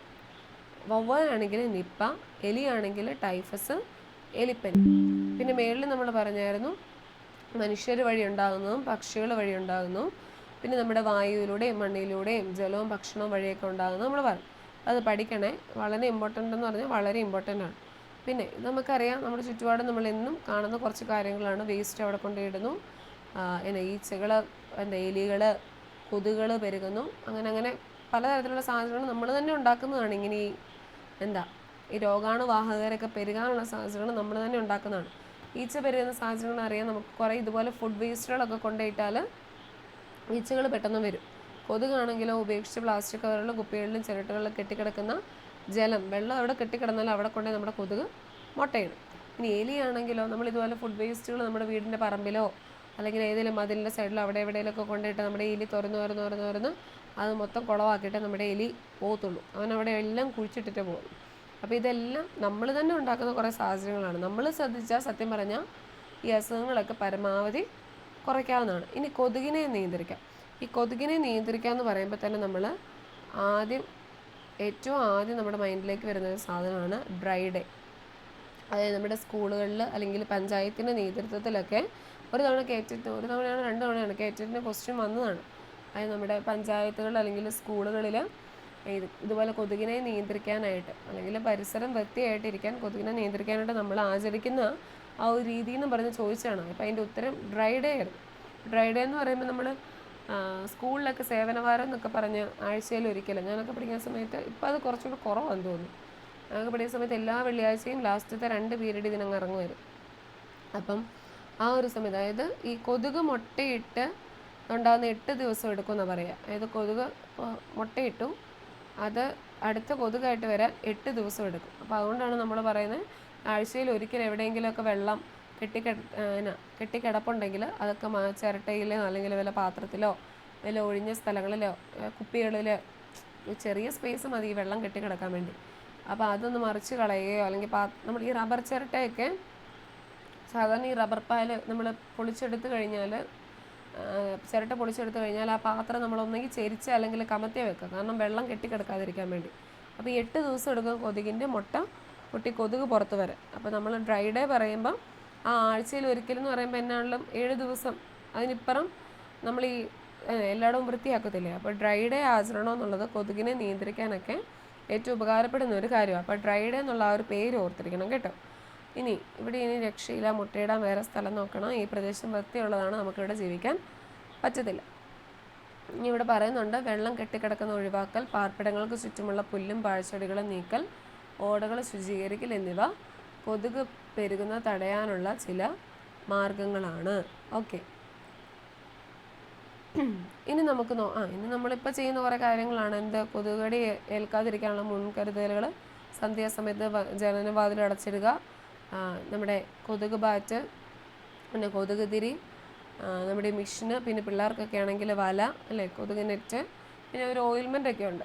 ഓയിൽമെൻറ്റ് തേക്കുന്നവരുണ്ട്. ചിലർക്കത് അത്ര എഫക്റ്റീവ് അല്ല, പക്ഷെ ചിലർക്ക് നല്ല എഫക്റ്റീവാണ്. ഓയിൽമെൻറ്റ് തേക്കുന്നവരുണ്ട് കൊതുകടി കൊള്ളാതിരിക്കാനൊക്കെ. അങ്ങനത്തെ കാര്യങ്ങളൊക്കെ നമ്മൾ മുൻകരുതലുകളായിട്ട് എടുക്കാറുള്ളതാണ്. ഇനി രോഗങ്ങൾ വരാതിരിക്കാൻ ശ്രദ്ധിക്കേണ്ട കാര്യങ്ങൾ, സത്യത്തിൽ നമുക്കറിയാവുന്ന കുറേ കാര്യങ്ങൾ തന്നെയാണ്. ആഹാരത്തിലൂടെയും ജലത്തിലൂടെയും പകരുന്ന രോഗങ്ങൾ, അത് വരാതിരിക്കാനുള്ള കാര്യങ്ങൾ എന്തൊക്കെയാണ്? പഴങ്ങളും പച്ചക്കറികളും കഴുകി ഉപയോഗിക്കുക. നമ്മൾ പുറത്തുനിന്ന് ഈ പഴങ്ങളും പച്ചക്കറികളൊക്കെ മേടിച്ചിട്ട് നമ്മൾ കുറേ നേരം ചൂടുവെള്ളത്തിലൊക്കെ ഇട്ട് നന്നായിട്ട് കഴുകിയിട്ടാണ് അത് എടുക്കാറ്. പിന്നെ ഭക്ഷണ സാധനങ്ങൾ അടച്ച് സൂക്ഷിക്കുക, തിളപ്പിച്ചാറിയ വെള്ളം മാത്രം കുടിക്കുക. ഇനി വായുവിലൂടെയും സമ്പർക്കത്തിലൂടെയും പകരുന്ന രോഗങ്ങളാണെങ്കിൽ രോഗിയുമായുള്ള സമ്പർക്കം ഒഴിവാക്കുക, രോഗിയുടെ തുവാല, വസ്ത്രങ്ങൾ മുതലായവ ഉപയോഗിക്കാതിരിക്കുക, മാസ്ക് ഉപയോഗിക്കുക, വ്യക്തി ശുചിത്വം പാലിക്കുക. മണ്ണിലൂടെയും മലിനജലത്തിലൂടെയും പകരുന്ന രോഗങ്ങളാണെങ്കിൽ ചെരുപ്പ് ഉപയോഗിക്കുക, ശരീരത്തിലെ മുറിവുകൾ മലിനജലവുമായി സമ്പർക്കത്തിൽ വരാൻ സൂക്ഷിക്കുക, മണ്ണും ചെളിയും പുരണ്ടാൽ കൈകാലുകൾ സോപ്പിട്ട് തന്നെ കഴുകുക. നമ്മൾ ഈ ചെരുപ്പില്ലാതെയൊക്കെ നടക്കുമ്പോൾ എവിടെയെങ്കിലും ഒരു മുറിവുണ്ടെങ്കിൽ ചെളിക്കകത്തോട്ടൊക്കെ നമ്മൾ നടന്നാൽ ആ മുറിവിൻ്റെ അകത്തോടെ ഈ അണുക്കളെല്ലാം കയറും, പിന്നെ അത് പഴുക്കും, പിന്നെ വലിയ പ്രശ്നങ്ങളൊക്കെയാവും. അതുകൊണ്ട് ചെരുപ്പിട്ടൊക്കെ നടക്കാൻ ശ്രദ്ധിക്കുക, അല്ലെങ്കിൽ പുറത്ത് പോയിട്ട് ഒരു നന്നായിട്ട് കാലൊക്കെ സോപ്പിട്ടൊക്കെ കഴുകുക. ഓക്കെ, ഈ പകർച്ചവ്യാധികൾ നമുക്ക് മനുഷ്യരിൽ മാത്രമല്ല മൃഗങ്ങളിലും സസ്യങ്ങളിലും എല്ലാം ഉണ്ടാകാറുള്ളതാണ്. നമ്മളെപ്പോഴും പന്നിപ്പനി അല്ലെങ്കിൽ പക്ഷിപ്പനി, താറാവുകളെ കൊന്നു, ആലപ്പുഴയിലൊക്കെ നമ്മൾ സ്ഥിരം കേൾക്കുന്നതാണ് പക്ഷിപ്പനി, താറാവുകളെ കൊന്നു, പിന്നെ അവരുടെക്ക് കോഴികളെ കൊന്നു അല്ലേ, പിന്നെ പന്നിപ്പനി, അങ്ങനെ പലതരത്തിലുള്ള മനുഷ്യനെ മാത്രമല്ല സസ്യങ്ങളെയും മൃഗങ്ങളെയും അഫക്റ്റ് ചെയ്യാറുണ്ട്. അപ്പോൾ ഇതിൽ പ്രധാനമായിട്ട് സസ്യങ്ങളെ അഫക്റ്റ് ചെയ്യുന്നതാണ് ഞാനിവിടെ എഴുതി വെച്ചിരിക്കുന്നത്. നോക്കി, ഇവിടെ നെല്ലിൻ്റെ ഒരു ഫോട്ടോ കണ്ടോ? നെല്ലിൽ ഇങ്ങനെ ഈ തവിട്ട് കളറിൽ കണ്ടോ? ഈ ഒരു ഇല മാത്രം നോക്കിയാൽ മതി നിങ്ങൾ, അതേല മൊത്തം തവിട്ട് കളറിൽ കുറേ കുത്തുകുത്ത് കിടക്കുന്നുണ്ട്. അത് നെല്ലിനുണ്ടാകുന്ന ഒരു അസുഖമാണ് നെല്ലിലെ തവിട്ട് ഇലപ്പുള്ളി എന്ന് പറയും. അപ്പം നെല്ലിലുണ്ടാകുന്ന ആ സസ്യത്തിൽ, അതായത് നെല്ലിലുണ്ടാകുന്ന രോഗമാണ് തവിട്ട് ഇലപ്പുള്ളി എന്ന് പറയുന്നത്. അത് ആരുമായിട്ട് ബന്ധപ്പെട്ട? നമ്മുടെ നെല്ലുമായിട്ട് ബന്ധപ്പെട്ട. ഇനി പയറിലുണ്ടാകുന്ന രോഗമാണ് ഇത് മൊസൈക്ക് രോഗം. ഇതുണ്ട് ഒരുമാതിരി ഒരു മഞ്ഞ കളറിൽ ഇങ്ങനെ ഈ ഇലകളിൽ മൊത്തം മഞ്ഞ ഡോട്ടായിട്ടും കുറച്ച് നന്നായിട്ട് സ്പ്രെഡ് ചെയ്തിരിക്കുന്ന ഒരു മഞ്ഞ കളറിലിരിക്കുന്നതാണ് മൊസൈക്ക് രോഗം. അത് പയറിലുണ്ടാകുന്നതാണ്. തെങ്ങിൻ്റെയാണ് നമ്മൾ മിക്കപ്പോഴും കണ്ടിട്ടുള്ളതാണ് കൂമ്പ് ചീര. അപ്പോൾ അതാരുമായിട്ട് ബന്ധപ്പെട്ട? തെങ്ങുമായിട്ട് ബന്ധപ്പെട്ട്. പിന്നെ ഒരു 2 പേരെയും കൂടെ ഞാനിവിടെ എഴുതിയിട്ടുണ്ട്, നമ്മുടെ വാഴയും തക്കാളിയും. വാഴയ്ക്കുണ്ടാകുന്നതാണ് എപ്പോഴും നമ്മൾ കൂമ്പടപ്പെന്ന് പറയും, അതായത് കുറുനാമ്പ് രോഗം എന്ന് പറയും. കൂമ്പടപ്പ് ഇതുണ്ടോ, കുറുനാമ്പ് രോഗം. അത് ആരുമായിട്ട് ബന്ധപ്പെട്ട? വാഴയ്ക്കുണ്ടാകുന്ന ഒരു രോഗമാണ് കുറുനാമ്പ് രോഗം. തക്കാളിയൊക്കെ ആണെങ്കിൽ വാട്ടരോഗം എന്ന് പറയും. ഓക്കെ, അപ്പം നെല്ലിലെ തവിട്ടിലപ്പുള്ളി, പയറിലെ ആണെങ്കിൽ മൊസൈക്ക് രോഗം, തെങ്ങിലെ ആണെങ്കിൽ കൂമ്പ് ചീയൽ, വാഴയാണെങ്കിൽ കുറുനാമ്പ് രോഗം, അതായത് കൂമ്പടപ്പെന്ന് പറയും, തക്കാളിയാണെങ്കിൽ വാട്ടരോഗം. അപ്പോൾ ഇതൊക്കെയാണ് പ്രധാനമായിട്ട് നമ്മുടെ സസ്യങ്ങൾക്കുണ്ടാകുന്ന രോഗങ്ങൾ. ഇത് ഇമ്പോർട്ടൻ്റ് ആണ്, ജസ്റ്റ് ഒന്ന് ഓർത്തിരിക്കുക. നിങ്ങൾ നമ്മുടെ പകർച്ചവ്യാധികൾ രോഗങ്ങളും ബാക്ടീരിയ ഫംഗസിൻ്റെ ഒക്കെ പഠിക്കുന്ന അത്രയും ഇമ്പോർട്ടൻ്റ് ആയിട്ട് പഠിക്കണമെന്ന് ഞാൻ പറയില്ല, പക്ഷെ ഓർത്തിരിക്കുക. നമ്മൾ പുറത്തേക്കൊക്കെ ഇറങ്ങുമ്പം ഇത് ഈ രോഗമാണ് എന്ന് നമ്മുടെ മൈൻഡിൽ നമുക്ക് ആർക്കെങ്കിലുമൊക്കെ പറഞ്ഞു കൊടുക്കാൻ എളുപ്പമുണ്ടല്ലോ. അപ്പം നെല്ലിലാണെങ്കിൽ തവിട്ടിലപ്പുള്ളി, പയറിലെയാണെങ്കിൽ മൊസൈക്ക് രോഗം, തെങ്ങിലെയാണെങ്കിൽ കൂമ്പ് ചീയൽ, വാഴയാണെങ്കിൽ കുറുനാമ്പ് രോഗം, തക്കാളിയാണെങ്കിൽ വാട്ടരോഗം. ഇനി കുറേ ശുചിത്വശീലങ്ങളുണ്ട്. നമുക്കറിയാം, ഭക്ഷണത്തിന് മുമ്പ് കൈ കഴുകാറുണ്ട്, എല്ലാ ദിവസവും പല്ല് തേക്കണം, കുളിക്കണം, വൃത്തിയുള്ള വസ്ത്രങ്ങളൊക്കെ ഇടാവുള്ളൂ, പുറത്തിറങ്ങുമ്പോൾ ചെരുപ്പിടാറുണ്ട്, പക്ഷികൾ കടിച്ചിട്ട് പഴങ്ങൾ കഴിക്കാൻ പാടില്ല, തുറന്നു വെച്ച ആഹാരങ്ങളോ പാനീയങ്ങളൊന്നും കുടിക്കരുത്, പൊതുസ്ഥലങ്ങളിൽ തുപ്പരുത്, ഇങ്ങനത്തെ കുറേ കാര്യങ്ങളുണ്ട്. അപ്പോൾ അതെല്ലാം നമ്മുടെ വ്യക്തി ശുചിത്വമായിട്ട് ബന്ധപ്പെട്ട കുറേ കാര്യങ്ങളാണ്. ഇനി വളരെ ഇമ്പോർട്ടൻ്റ് ആയിട്ടുള്ളൊരു ടോപ്പിക്കാണ് നമ്മുടെ രോഗപ്രതിരോധ ശേഷി, അതായത് ഇമ്മ്യൂണിറ്റി പവർ. നമ്മുടെ നാച്ചുറൽ ഇമ്മ്യൂണിറ്റി, പിന്നെ അതുമായിട്ട് ബന്ധപ്പെട്ട കുറച്ച് വാക്സിനേഷനും കൂടെ ഉണ്ട്. ഇതോടെ പഠിച്ചാൽ നമ്മുടെ ഈ ചാപ്റ്റർ തീരും. അപ്പം നോക്കിക്കേ, രോഗാണുക്കൾ ശരീരത്തിൽ പ്രവേശിച്ചാൽ അവയെ നിയന്ത്രിക്കാനും ചെറുത്തു നിൽക്കാനുമുള്ള കഴിവ് സ്വാഭാവികമായി നമ്മുടെ ശരീരത്തിലുണ്ട്. ഈ സ്വാഭാവിക രോഗപ്രതിരോധ ശേഷി, അതായത് ഇതിനെ നാച്ചുറൽ ഇമ്മ്യൂണിറ്റി എന്ന് പറയുന്നു. അതായത് ഇപ്പം രോഗാണുക്കൾ നമ്മുടെ ശരീരത്തിൽ പ്രവേശിച്ചാൽ അതിനെ നിയന്ത്രിക്കാനും അതിനെ ചെറുത്ത് നിൽക്കാനുള്ള ഒരു കഴിവ് നമ്മുടെ ബോഡിയിൽ തന്നെയുണ്ട്.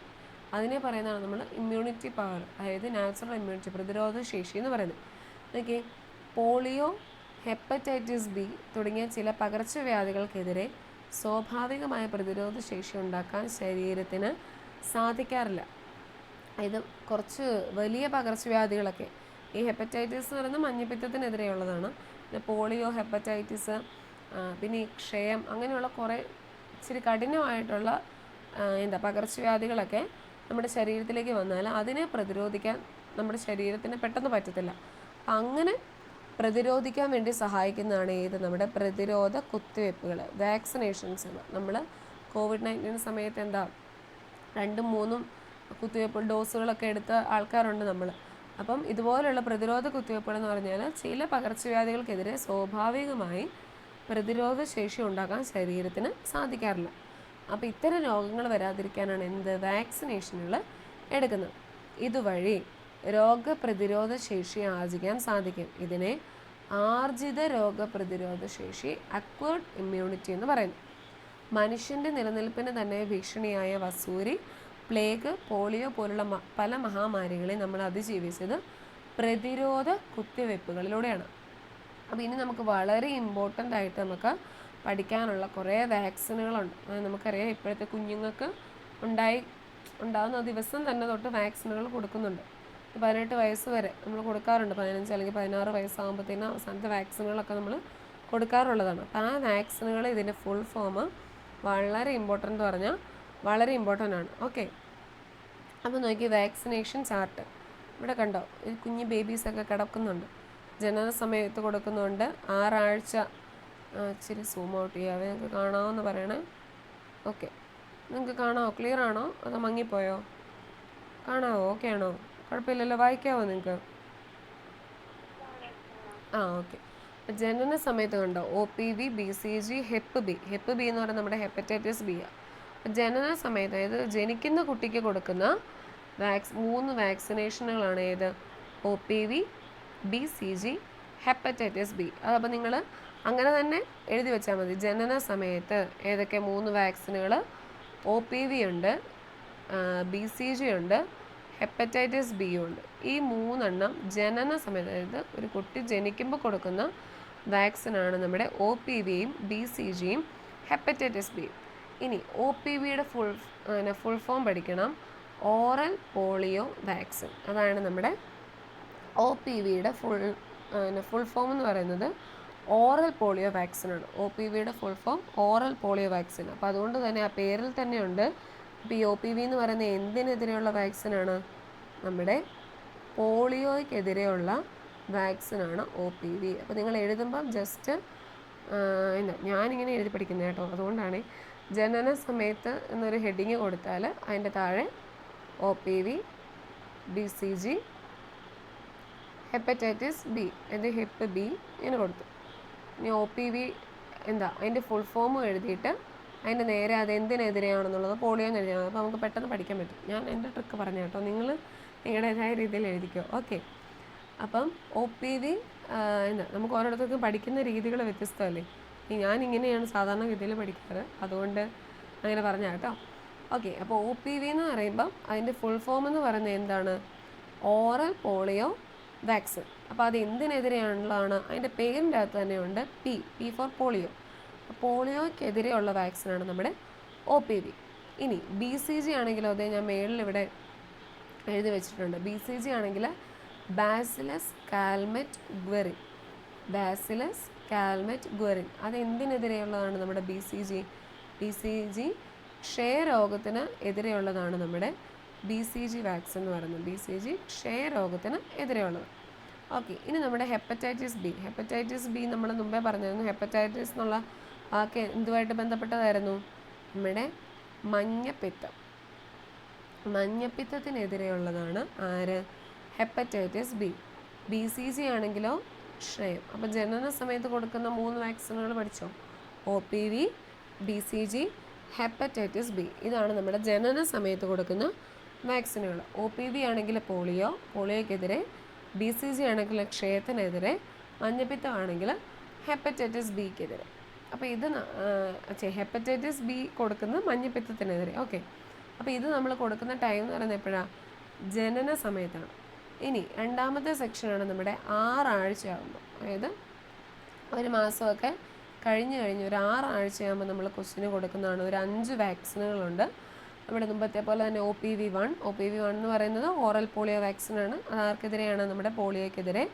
പിന്നെയുള്ളതാണ് RVVയുടെ ഫുൾ ഫോം ഇവിടെയുണ്ട്, റോട്ടാ വൈറസ് വാക്സിൻ. RVV1 എന്ന് പറയുന്ന റോട്ടാ വൈറസ് വാക്സിൻ, അത് നമ്മുടെ, ഞാൻ ഈ സൈഡിൽ എഴുതാവേ, ഡയേറിയക്കെതിരെയുള്ള വാക്സിനാണ്. RVV1 എന്തിനെതിരെയുള്ള വാക്സിനാണ്? ഡയേറിയ. അപ്പോൾ OPV1 പോളിയോയ്ക്കെതിരെ തന്നെ, RVV വാക്സിൻ ആയത് റോട്ടാ വൈറസ് വാക്സിൻ എന്ന് പറയുന്ന ഡയേറിയക്കെതിരെയുള്ളതാണ്. പിന്നെ നമ്മുടെ പെൻഡാവാലൻ്റ്, കണ്ടോ ഇവിടെ ഒരു പെൻഡാവാലൻ്റ് 1 എന്ന് പറഞ്ഞ് കിടക്കുന്നത്. പെൻഡാവാലൻ്റ് 1 എന്ന് പറഞ്ഞിരിക്കുന്നത് അത് ഒരു 5 അസുഖങ്ങൾക്കെതിരെ എന്ന് പറയുന്നത്. ഞാൻ ഈ സൈഡിൽ ഇവിടെ ഇടയില്ലല്ലോ, താഴെ ഇവിടെ എഴുതി തരാവേ. ഈ പെൻഡാവാലൻ്റ് 1 എന്നുള്ള ഇതില്ലേ, അതിൻ്റെ പേരാട്ടോ പെൻഡാവാലൻ്റ് 1. അതൊരു 5 അസുഖങ്ങൾക്ക് എതിരെയുള്ളൊരു വാക്സിനാണ്. അതായത് 5 അസുഖങ്ങൾ വരാതിരിക്കാനുള്ള വാക്സിനേഷനാണ് നമ്മുടെ പെൻഡാവാലൻ്റ് 1 എന്ന് പറയുന്നത്. അത് ഏതൊക്കെയാണെന്ന് എഴുതിക്കോണേ. 5 രോഗങ്ങൾക്കെതിരെ പെൻഡാവാലൻ്റ്. ഒരെണ്ണം നമ്മുടെ ഡിഫ്തീരിയ, ഒരു രോഗം എന്ന് പറയുന്നത് ഡിഫ്തീരിയ. പെൻഡാവാലൻ്റ് 1ൻ്റെ ആട്ടോ പറയുന്നത്. ഡിഫ്തീരിയാണ് ഒരു രോഗം. പിന്നെയുള്ളതാണ് നമ്മുടെ വില്ലൻ ചുമയില്ലേ, വില്ലൻ ചുമ, ഭയങ്കര പറന്നൊക്കെയുള്ള വില്ലൻ ചുമ, അതാണ് നമ്മുടെ രണ്ടാമത്തെ രോഗം. ഇനി മൂന്നാമത്തേതാണെങ്കിൽ ടെറ്റനസ്.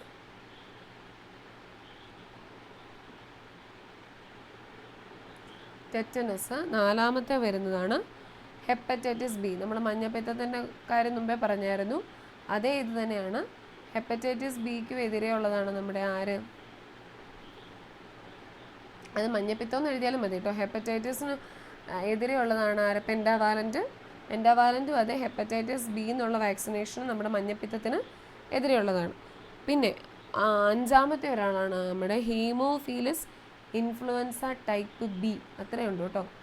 ഹീമോഫീലസ്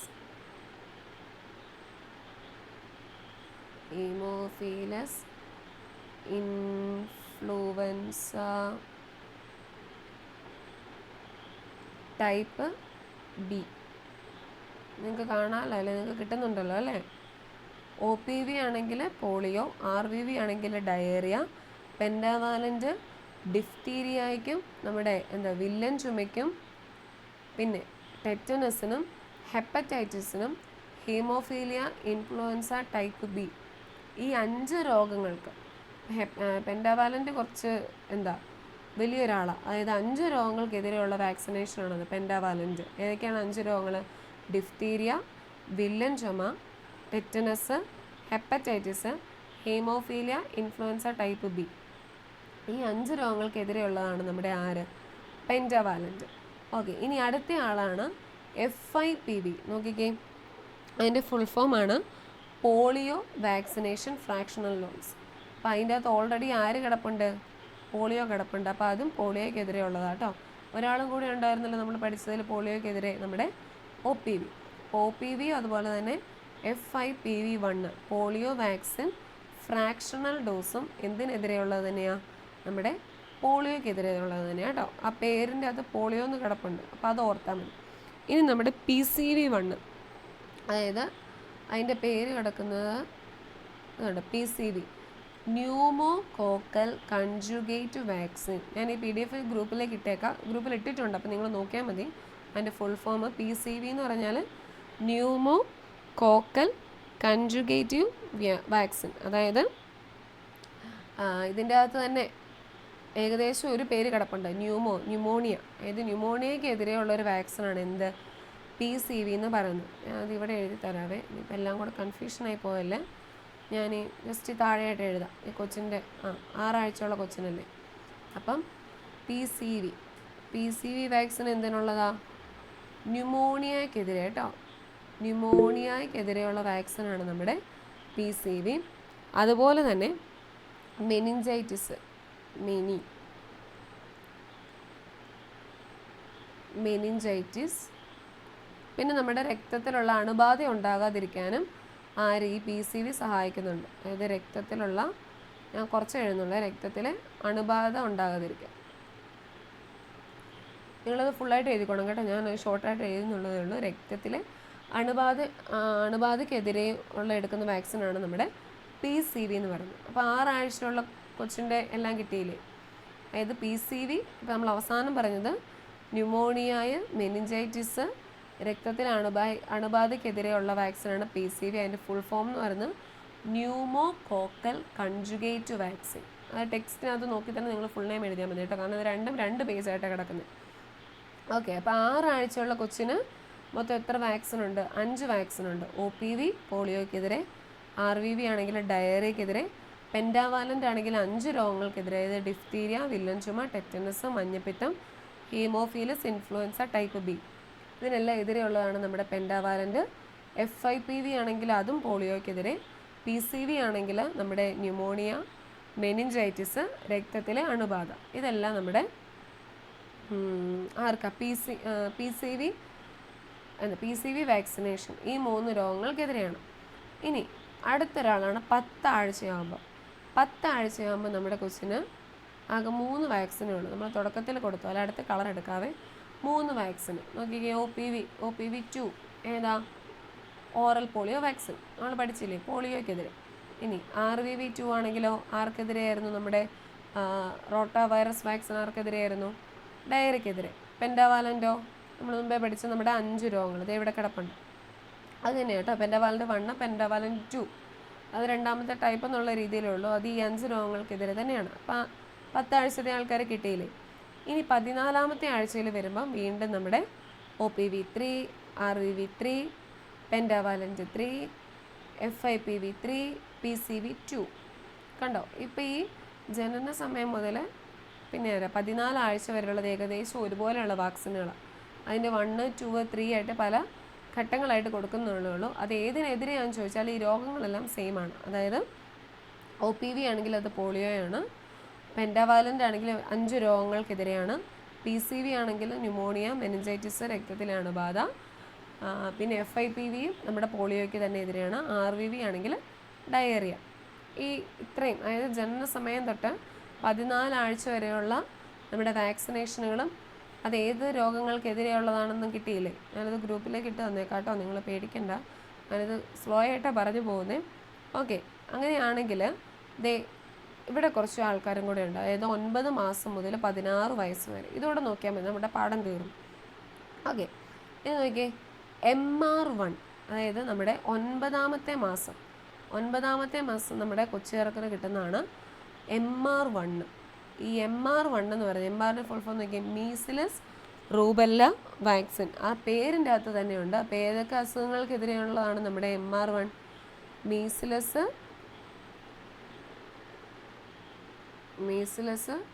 റൂബെല്ല, മീസിലസ് റൂബെല്ല എന്നിവയ്ക്ക് എതിരെയുള്ളതാണ് നമ്മുടെ MR1 എന്നുള്ള വാക്സിനേഷൻ. മീസിലസ് റൂബെല്ല വാക്സിൻ അതെപ്പോൾ കൊടുക്കുന്നുണ്ട്? MR1 എപ്പോഴാണ് കൊടുക്കുന്നത്? 9ാം മാസത്തിൽ.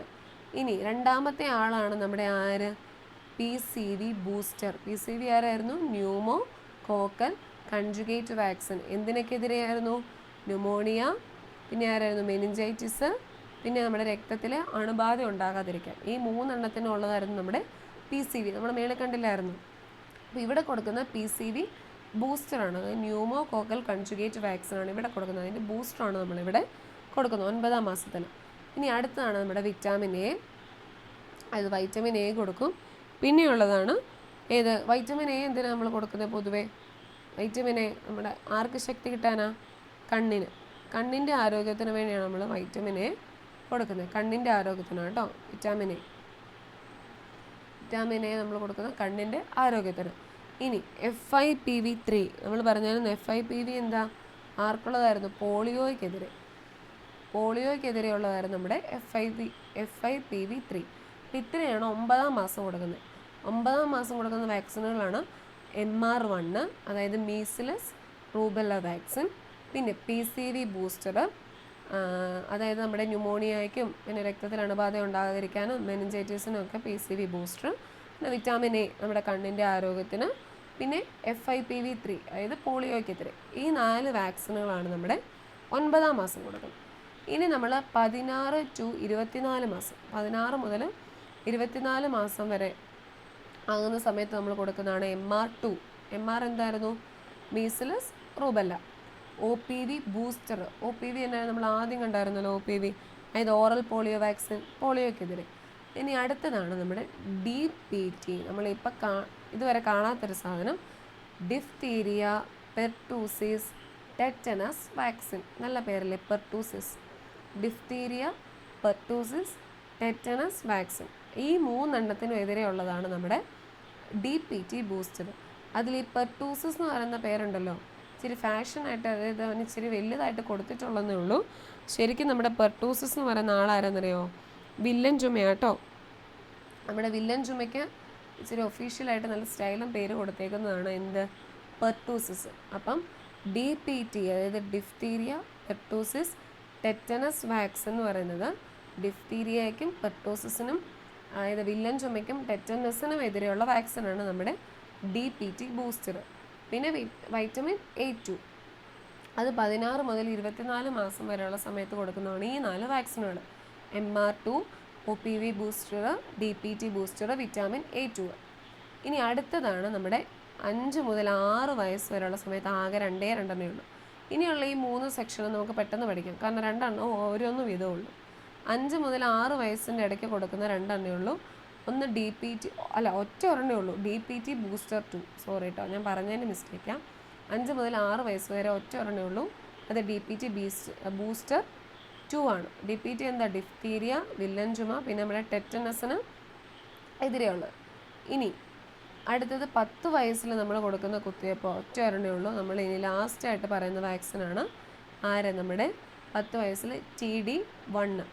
ഈ TD1 എന്ന് പറയുന്ന ആൾ നമ്മുടെ ടെറ്റനസ് ഡിഫ്തീരിയ വാക്സിനാണ്. Tetanus diphtheria vaccine. അപ്പോൾ ആ പേരിൻ്റെ അകത്ത് തന്നെ ഉണ്ട്, അത് ഓർത്താൽ മതി. ടെറ്റനസിനും ഡിഫ്തീരിയയ്ക്കും എതിരെയുള്ള വാക്സിനാണ് ഏത്? TD എന്ന് പറയുന്നത്. അത് 10 വയസ്സിൽ കൊടുക്കും TD1, പിന്നെ കൊടുക്കുന്ന 16 വയസ്സിലാണ് TD2 വാക്സിനേഷൻ കൊടുക്കുന്നത്. അപ്പം 5, 6 വയസ്സ്, 10 വയസ്സ്, 16 വയസ്സിലെല്ലാം ഒറ്റ കുത്തിവയ്പ്പുള്ളൂ കേട്ടോ, അത് ഓർത്തോണേ. 5, 6 വയസ്സിൽ DPT ബൂസ്റ്റർ 2ഉം, 10ാമത്തെ വയസ്സിൽ TD1, 16ാമത്തെ വയസ്സിൽ TD2. ബാക്കി എല്ലായിടത്തേ ഉള്ളൂ 4 എണ്ണവും 5 എണ്ണവും 3 എണ്ണവും ഒക്കെ വെച്ചിട്ടുള്ളത്. അപ്പോൾ ഇവിടെ ഇമ്പോർട്ടൻ്റ് ആയിട്ട് ഈ വാക്സിനേഷനുകളുടെ പേര്, അത് 2 പേജിലായിട്ട് കിടപ്പുണ്ട്. പേരും പഠിക്കണം, അത് ഏതൊക്കെ രോഗങ്ങൾക്ക് എതിരെയുള്ളതാണെന്നും പഠിക്കണം. അപ്പോൾ ഏകദേശം നിങ്ങൾക്ക് ഞാൻ ഓരോ നിർത്തിയാണ് പറഞ്ഞു, ഏകദേശം കിട്ടിയല്ലോ. അപ്പോൾ അല്ലെങ്കിൽ ഞാൻ ഗ്രൂപ്പിലേക്ക് അവസാനം ഇട്ടോളാം, പേടിക്കണ്ട, ടെൻഷൻ അടിക്കണ്ട, അത് ഓർത്തിരുന്ന് പഠിക്കുക കേട്ടോ. അപ്പോൾ ആ വാക്സിനേഷനുകളുടെ ഫുൾ ഫോമും അത് ഏതൊക്കെ രോഗങ്ങൾക്ക് എതിരെയാണെന്നുള്ളതും പിന്നെ എത്ര വയസ്സിലാണ് കൊടുക്കുന്നതെന്നും കൂടെ പഠിക്കുകയാണെങ്കിൽ അത് കംപ്ലീറ്റ് ആയി. അപ്പോൾ അതുകൂടെ ഒന്ന് ഓർത്തിരിക്കാൻ നോക്കുക. അപ്പോൾ ഇത്രയാണ് നമ്മുടെ വ്യാധികൾ പടരാതിരിക്കുക എന്നുള്ള ഈ ഒരു യൂണിറ്റിൻ്റെ അകത്ത് പറഞ്ഞു പോകുന്ന കാര്യങ്ങൾ. നമ്മൾ പകരുന്ന രോഗങ്ങൾ പടരാത്ത രോഗങ്ങളിൽ നിന്നാണ് തുടങ്ങിയത്. പിന്നെ അതെങ്ങനെയൊക്കെ പടരുമെന്ന് നമ്മൾ പഠിച്ചു. സൂക്ഷ്മജീവികളിൽ കൂടെ അല്ലെങ്കിൽ ബാക്ടീരിയ, ഫംഗസ്, വൈറസ് അത് പഠിച്ചു. സസ്യങ്ങളിലുണ്ടാകുന്ന പകർച്ചവ്യാധികൾ അല്ലെങ്കിൽ അവയ്ക്കുണ്ടാകുന്ന രോഗങ്ങൾ ഏതൊക്കെയാണെന്ന് പറഞ്ഞു. പിന്നെ എന്തൊക്കെ കാര്യങ്ങൾ ശ്രദ്ധിക്കണമെന്ന് പറഞ്ഞു, പരിസരം അല്ലെങ്കിൽ വ്യക്തി ശുചിത്വം എന്തൊക്കെ കാര്യങ്ങൾ ശ്രദ്ധിക്കണമെന്ന് പറഞ്ഞു. ഡ്രൈ ഡേയുടെ കാര്യം ഓർക്കുന്നുണ്ടല്ലോ. നമ്മൾ നമ്മുടെ പരിസരം എല്ലാം വൃത്തിയാക്കുന്നതാണെങ്കിൽ കൊതുകിനെ നിയന്ത്രിക്കാൻ നമ്മൾ പഞ്ചായത്തുകളിലും വീട് പരിസരങ്ങളിലും അല്ലെങ്കിൽ സ്കൂളുകളിലൊക്കെ നടത്തുന്ന ഒരു പദ്ധതിയാണ് ഡ്രൈ ഡേ എന്ന് പറയുന്നത്. പിന്നെ നമ്മൾ കൊതുക് പരത്തുന്ന രോഗങ്ങൾ, നമ്മുടെ രോഗാണുവാഹകർ, അതായത് ഈച്ച, പ്ലേഗ്, കൊതുക്, എലി, പിന്നെ നമ്മുടെ വവ്വാൽ, ഇവയെല്ലാം രോഗാണുവാഹകരാണ്. അപ്പോൾ ഇവർ പരത്തുന്ന രോഗങ്ങൾ, അതുപോലെ തന്നെ നമ്മുടെ രോഗാണുവാഹകരിൽ നിന്നല്ലാതെ ഉണ്ടാകുന്ന രോഗങ്ങൾ, പിന്നെ നമ്മുടെ ബാക്ടീരിയ, വൈറസ്, ഫംഗസ്, ഈ രോഗങ്ങളെല്ലാം വളരെ ഇമ്പോർട്ടൻ്റ് ആണ്, പഠിക്കണം. ഓക്കെ, അപ്പോൾ ഇത്രയും കാര്യങ്ങൾ. പിന്നെ നമ്മൾ സൂക്ഷ്മജീവികളൊക്കെ പറഞ്ഞില്ലായിരുന്നു, ലാക്ടോബാസിലസ്, ലാക്റ്റിക് ആസിഡ് ബാക്ടീരിയ, പിന്നെ നമ്മുടെ ഈസ്റ്റ്, അങ്ങനത്തെ കുറച്ച് കാര്യങ്ങളും പറഞ്ഞില്ലായിരുന്നു. അതിൽ ഈ ചാപ്റ്റർ വളരെ ഇമ്പോർട്ടൻ്റ് ആണ്, കാരണം അസുഖങ്ങൾ ഇല്ലാത്തൊരു ക്വസ്റ്റ്യൻ പേപ്പർ നമുക്കില്ല. അപ്പം ഈ ഒരു ചാപ്റ്റർ നന്നായിട്ട് പഠിക്കുക. എന്തെങ്കിലും ഡൗട്ട് ഉണ്ടോ, എന്തെങ്കിലും കിട്ടാതെ പോകുന്നതിന് ചെയ്തിട്ടുണ്ടോ? ഓക്കെ ആണോ? ഹലോ, എന്തെങ്കിലും ഡൗട്ടോ എന്തെങ്കിലും ചോദിക്കാനുണ്ടോ? ഓക്കെ ആണോ? ഹലോ, കേൾക്കാവോ? എല്ലാവരും ക്ലാസ്സിൽ നിന്ന് പോയോ? ഹലോ,